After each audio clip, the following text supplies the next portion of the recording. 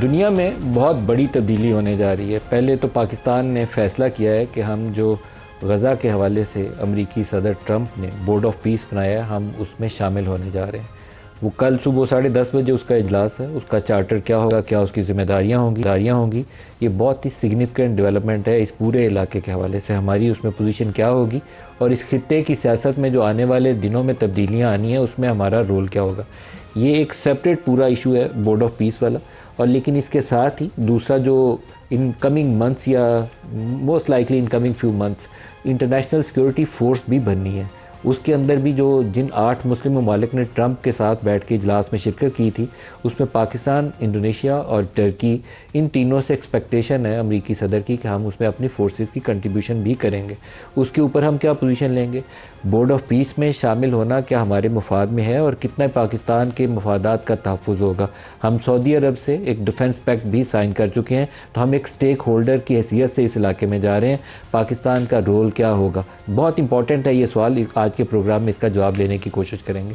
लेकिन इसके साथ एक बहुत ही बड़ा जो ज़ल्ज़ले वाली कैफियत है पूरी दुनिया में वो आने वाली है, वो है डॉलर से हट के अगर जो ब्रिक्स वाली कंट्रीज़ हैं, China, Russia, Brazil, south Africa, ये किसी स्टेज पे ये फ़ैसला करते हैं कि हमने मुकामी करेंसीज़ के अंदर तजारत को फ़रोग़ देना है। तो आपको आजकल सोने की कीमतों के ऊपर ब्रेकिंग न्यूज़ पूरी दुनिया में नज़र आती है। यूरोप में भी, अमेरिका में भी, पाकिस्तानी चैनल पे भी चलती है कि सोना 5 लाख रुपए फ़ी तोला से ऊपर चला गया। इंटरनेशनल मार्केट में पर औंस $4851। अभी जब मैं ये प्रोग्राम कर रहा हूँ तो उस पर प्राइस है, आज सुबह $4880 $4885 पे भी ये प्राइस गई पर औंस। $5000 की हद इंटरनेशनल जो फाइनेंशियल इंस्टीट्यूशंस कह रहे हैं कि इसने क्रॉस कर लेनी है नेक्स्ट फ्यू डेज़ या वीक्स के अंदर। क्या वजह हुई कि पूरी दुनिया में सोने को आग लगी है कि 1 साल के अंदर कीमतें 2 गुना से ज़्यादा बढ़ गई हैं। इस वक्त दुनिया में सबसे बड़ा जो सोने के 2 बायर हैं, एक है रशिया और दूसरा है चाइना। हज़ारों टन दोनों ने सोना ख़रीदा है और ये सोना ख़रीदने की वजह यह है कि वो यूएस ट्रेजरी से अपना पैसा निकाल रहे हैं और वो पैसा गोल्ड में इन्वेस्ट कर रहे हैं। यूएस ट्रेजरीज़ के ऊपर जो हैवी इन्वेस्टमेंट थी चाइनाज़ की, वो आहिस्ता आहिस्ता पीछे जा रही है। और इनका जो प्लान ये है कि हमने आने वाले दिनों में डॉलर जो डिनोमिनेटेड इंटरनेशनल ट्रेड है, पूरा ऑयल डॉलर डिनोमिनेटेड है, बैनुल-अक़वामी जितनी सेटलमेंट्स हैं वो डॉलर में होती हैं। तो अमेरिका की इकॉनमी सारी चलती उस डॉलर के ऊपर है। उनका बहुत बड़ा तजारती खसारा है, बहुत बड़ा उनका बजट डेफिसिट है, लेकिन वो डॉलर में है, वो डॉलर और छाप लेते हैं, उनका काम चल रहा है। पूरा यूरोप जाता है, अपनी सेविंग्स वो अमेरिका में इन्वेस्ट करता है। और इस वक्त अमेरिका के साथ जो एक बड़ा चैलेंज सामने आ रहा है यूरोप के लिए भी और अमेरिका के लिए भी, बेशतर जो यूरोपियन कंट्रीज़ हैं उनका जो ट्रेड बैलेंस है वो उनकी फेवर में है। वो अमेरिका से 40-50 अरब पाउंड सालाना कमाता है। बरतानिया को 100-150 पाउंड और 100-150 अरब पाउंड सालाना तजारती जो बैलेंस है उनकी फेवर में वो कमाता है अमेरिका से।